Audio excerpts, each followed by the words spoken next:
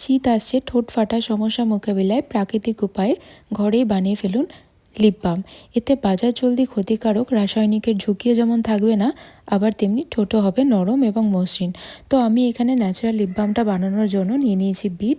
ভালো করে ধুয়ে ওটাকে ছোট করে টুকরো করে ওর মধ্যে সামান্য একটু হলুদ দিয়ে ওটাকে মিক্সিতে দিয়ে খুব ভালো করে ব্লেন্ড করে নিয়েছি, সামান্য একটু জল দিয়ে। তোমরা চাইলে জলটা নাও দিতে পারো।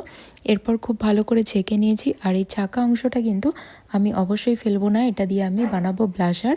তোমরা চাইলে টক দইয়ের সঙ্গে এটাকে রায়তা বানিয়েও খেতে পারো, ওর মধ্যে একটু শসা কুচি, পেঁয়াজ কুচি দিয়ে। তারপর খালি কড়াইতে ওই জলটা, ছাকা জলটা, বিটের জলটা আমি দিয়ে দিলাম। দিয়ে ওটাকে সামান্য একটু ঘন করে নিলাম, এরকম টাইপের করে নিলাম। তারপর একটা বাটিতে নিয়ে খুব ভালো করে ঠান্ডা করে ওর মধ্যে আমি মেশাচ্ছি ভিটামিন ই ক্যাপসুল। আর দিয়ে দেবো আমি সামান্য একটু গ্লিসারিন। তোমরা চাইলে কিন্তু এর মধ্যে গ্লিসারিন না দিয়ে ভেজলিনটাকে গরম করে দিতে পারো। আর যদি ভেজলিন দাও তাহলে গ্লিসারিনটাকে কিন্তু স্কিপ করতে পারো। এরপর ফ্রিজে রেখে দিতে হবে 2 থেকে 3 ঘন্টা, তাহলে কিন্তু রেডি হয়ে যাবে আমাদের ন্যাচারাল লিপ বাম।